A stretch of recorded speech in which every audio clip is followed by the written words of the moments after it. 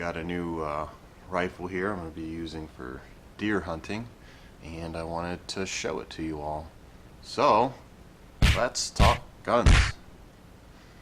So here I have a Henry all-weather. It's the H010AW is the model of it, and it's chambered in 4570. And this isn't exactly how it comes. Obviously I've put an optic on it. I've got a sling on it and a little thing to hold ammo, but I just wanted to show you how the setup is, as I'm going to currently use it for deer hunting. And you know, I got this nice little pouch here that holds 2, 4, 6, 8 rounds, and a sling and a scope, 3x9 scope, Bushnell, real old model. I think it's like a 44mm or something like that, but just something I had laying around, a good trusty scope used for hunting. So I'm going to check back in here in a second. I'm going to get this ammo out of here, do the safety checks and whatnot. Alright, all safety checked, and let's begin. First of all, it comes with a cardboard box, which is nothing fancy.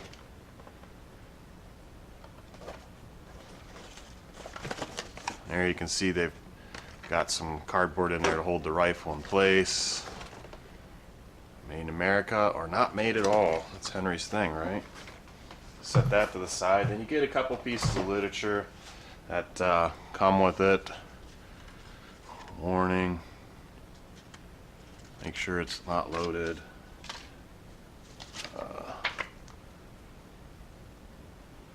4570 rifle. This is the manual.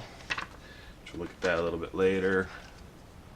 Comes with a couple tags here.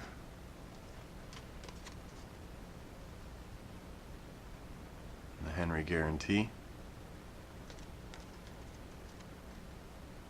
Social media or whatever. Comes with a sock around the receiver. When you get it, it'll be just like that basically. And I'll never probably use this ever again, but I'll hang on to it. So what we have here is a 4570 government. This is the ammunition I'm using for deer hunting, and I'll show you some groups and whatnot. This is the only thing I've shot out of it. I looked into it. They said this works good, and trust me, it does. So looking at the rifle, it's obviously stainless steel construction. It's got I believe walnut stock. Stained very dark black, very smooth action, and when you get it, again, it won't have a scope or a rail. And be careful, this is not a big boy, so you can't use a big boy rail. You have to use the rail designed for this particular rifle, for the 4570.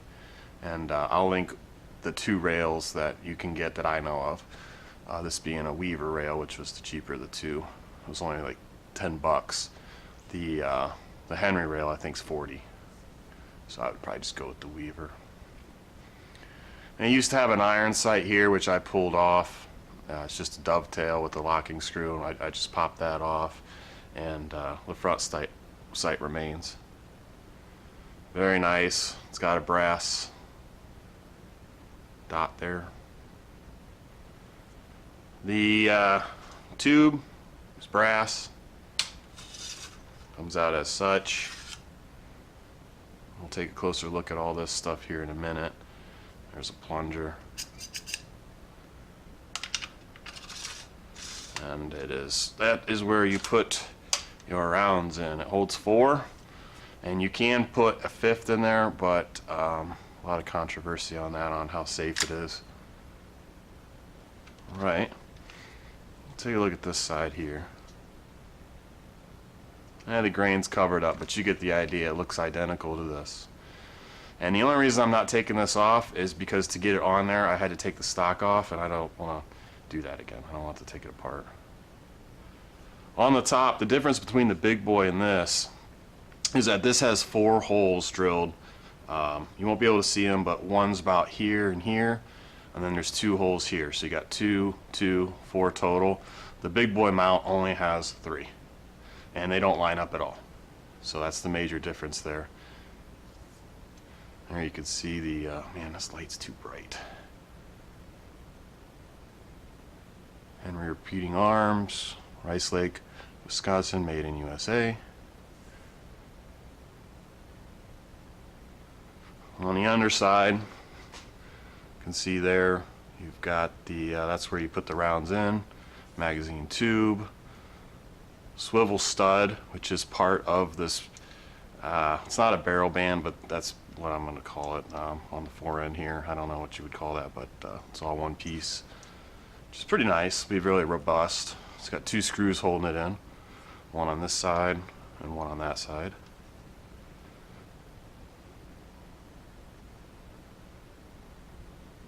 So let's talk about the action on this. It's very, very smooth. There's no doubt about that. Now, I was comparing this to a Marlin, and this definitely took the cake as far as that goes. The fit and finish on it is absolutely beautiful. We'll get some close-ups here in a minute.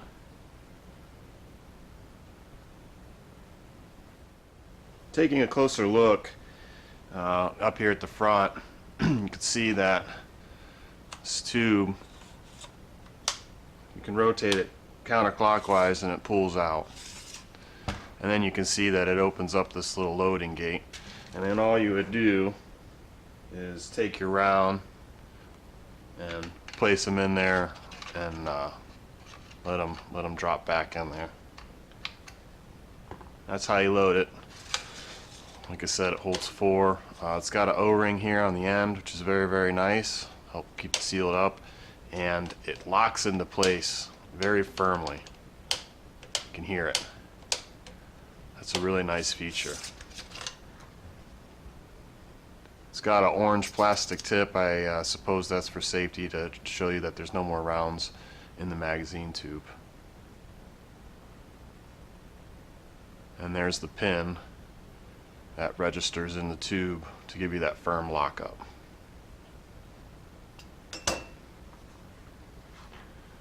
As I said, the action's extremely smooth. These stainless steel screws are excellent. It looks like the pins are stainless as well. As far as I know, everything's stainless steel, which is really nice, because when you're out hunting in the woods all day and it's raining on you, it just helps to keep the rust down.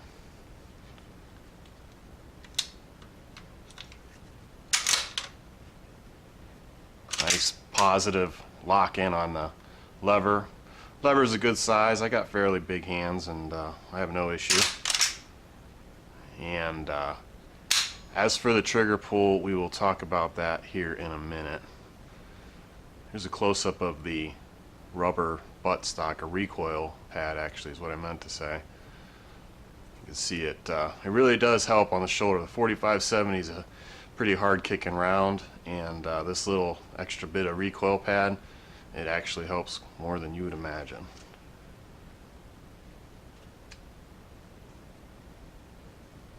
So let's take the action apart, and we'll show you how to do the field strip on this.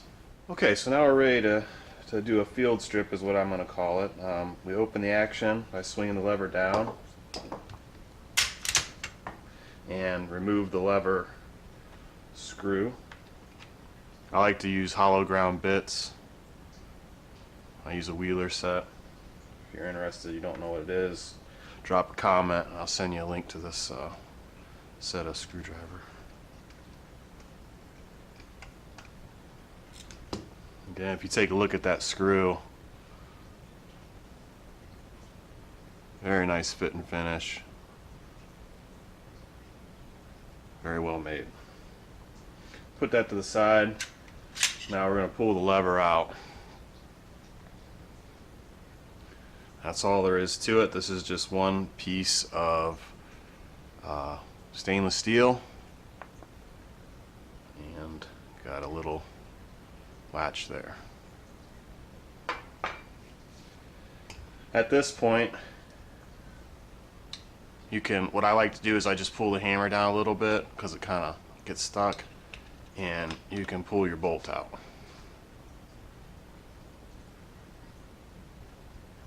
Set that to the side, and inside here is the ejector. I like to take that out and place it to the side as well, because it says in the manual, well, in common sense, you don't want to lose this, and while I'm cleaning, I'd rather just have this off to the side and remember to put it back in during reassembly. Here we have a closer look at the bolt. Very nice design. I really like here that you can see that it says 4570. It's stamped in there. It's just a nice little detail. All the edges are polished down. There really are no sharp edges, which is something I always look for. There's two semi-sharp edges right here, these parts here, but they'll wear in very, very quickly, or you could just sand them down. And other than that, I mean, this is a really beautiful fit and finish. This is a nice bolt. You can see I've only shot this firearm about 20 times. I think I got 20 rounds through it. That's all I needed to get it sighted in and have a little fun with it. Let's take a look at the trigger pull. Okay, we're going to look at the trigger pull here in a second, but first we're going to have to reassemble this, and it's basically the reverse order of how you took it apart. You'll notice here there's a little pin. That you will see if you look down the receiver, you'll see exactly where that engages. So we're going to set that in there, push it back, and there it locked into place. It's got a groove, and then that pin goes in. Afterwards, we'll take our bolt, figure out which way it goes, which is this way. Pull back on the hammer just a little bit. Slide that up into place. Pull it back until you hear it stop just a little bit. At this point, now we have to push it forward just a little bit more. At this point, we can put the lever in. Okay, had to fiddle with it a little bit, but you'll get it. Now we can put our takedown screw back in and cycle it to make sure it functions properly.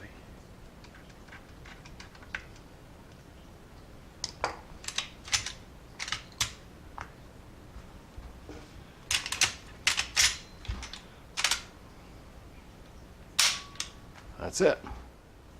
Now let's take a look at the trigger pull. I'm going to go ahead and get it cocked. Let's see what it does.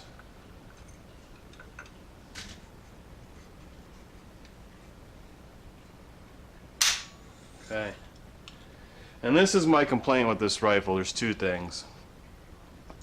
One, it's a 7-pound trigger, which is pretty heavy.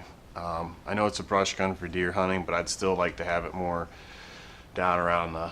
I like all my firearms to be pretty much exactly the same, except for, you know, pistols are kind of an exception because you got double action and striker fired stuff, all kinds of different things. But with the rifles, I always like to have like a 3 to 4 pound trigger. That way, no matter what gun I grab, I know what to expect, and I like it to be real nice and crisp. Again, even if it's a single stage or a 2-stage, you figure that out immediately. It's when you get to that second stage, or if it's single, you just want it to click and shoot off at 4 or 5 pounds is what I prefer. And I don't know if I can adjust it. I don't think Henry really has a way to do that. Like the previous video, the Ruger All-American, you can fine-tune it to your preference. I don't think you can do that with this particular rifle.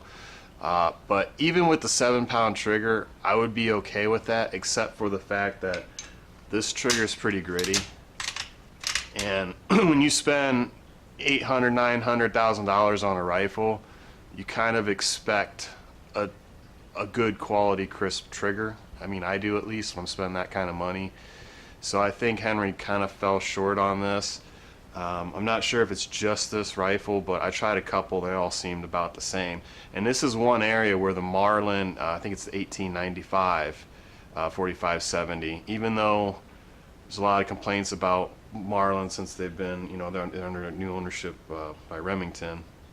Been a lot of complaints about the fit and finish, which I noticed when I was comparing several different models, but Marlin's the key one I was looking at.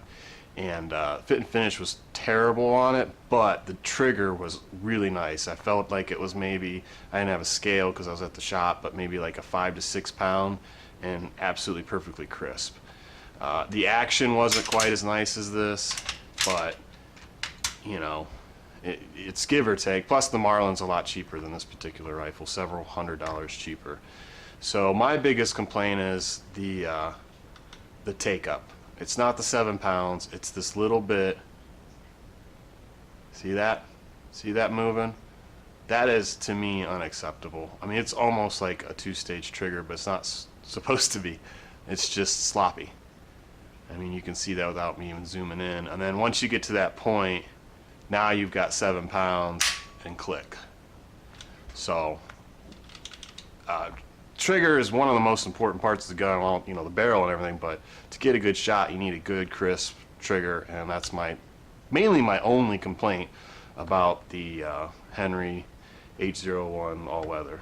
Just to give you a little size comparison of some various rounds, right here from left to right, this is a 12 gauge 2 3/4 shell. I think it's just buckshot, and you can see the 4570 next to it, 357 Magnum, 9mm 22 long rifle, and 500 Smith & Wesson 500 Magnum.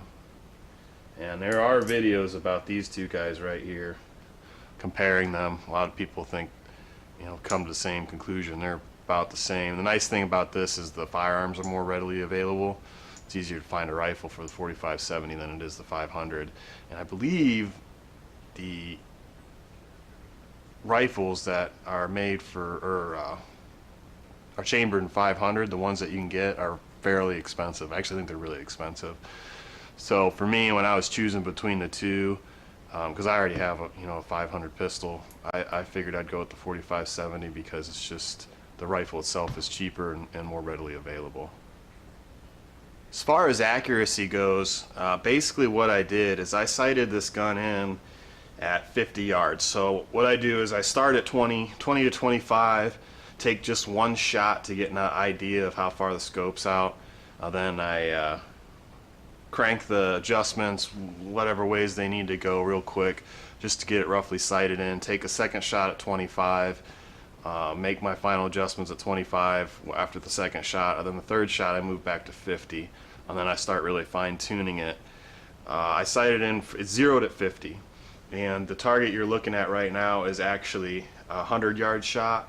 I did not take any pictures or footage of the 50-yard shots. So what you're looking at is the 100, and I was shooting off the back of a side-by-side. So standing up off the back of a side-by-side with a towel in between my shoulder and the gun, because it started to get a little bit rough. So as you can see, I was actually aiming towards the center of that big black target, and it printed low and to the left for some reason. Now at 50 it was spot on, but this was low and to the left at 100 yards, so I just got to remember that. And there was one flyer that was a 4-shot group. The 3 are about an inch group, but then that 4th pushes it out to about 1 3/4 to 2 inches. So I just I think I flinched a little when I shot that too, because this gun does kick, and when you're focusing on trying to target it in or sight it in, you notice it. It's not like when you're out hunting where you're running off of adrenaline. You know, after you're shooting this thing for a while and trying to sight it in, you start to feel it. So, but very accurate, and that's what the Hornady, using the Hornady 4570 government 325 grain FTXs, which, as I showed you, that is this round here. So to wrap things up, this is just my personal opinion on this particular rifle. If you're interested in it, I definitely suggest you go out and get it. The only downside I see with it is the trigger, and it could just be my particular model, but I tried a couple different ones and it seemed pretty consistent that there was a little bit of take up, and it is a 7-pound trigger. A lot of people like that, some people don't. It's just personal preference, and I don't think it's a game changer really when you're considering whether or not to buy this versus something else. It's very good quality. It's just a minor issue. I'm very particular about stuff like that, especially fit and finish, and that's why I chose to spend a little bit more money on a Henry versus some of the other competitors like CVA and Marlin and, you know, all your typical 4570 rifles. The 18 and a, I think I call it 18 and a half inch. I think they advertise as 18.43 inch or something like that. That is really nice to have. I definitely am glad I got that versus a 20 or 22 or anything longer. What I noticed is that this barrel, the muzzle stays basically a little bit below the top of my head, and actually several inches. So when I'm ducking under a tree or I'm ducking under a bush, the rifle comes right with me and I don't get hung up. If you've been in that situation where you're walking through the woods or anywhere ducking under something and you have the barrel hit, it can be really frustrating and it gets old pretty quick. So with the shorter model or shorter barrel, makes a huge difference. And as far as accuracy goes, I can't tell you from personal experience, but I will say this: all the research I've done says that this is basically a 300-yard gun. The extra 2 or 3 inches you might get out of a longer barrel, 4 inches, whatever it may be, probably isn't going to really help you out that much unless you're some kind of crazy target shooter, hand loading, and so on and so forth. For me, I feel like I'm comfortable using this gun at 100 to 150, maybe 200 yards. I wouldn't take a shot any further than that. That's just my preference. So overall, great gun, excellent fit and finish, buttery smooth lever action, real fun to shoot, a real nice gun to have. I definitely give it an A++. And if you like this review, please like, subscribe, and hopefully I'll be able to make some more. We'll just see how it goes. Thanks for watching, guys.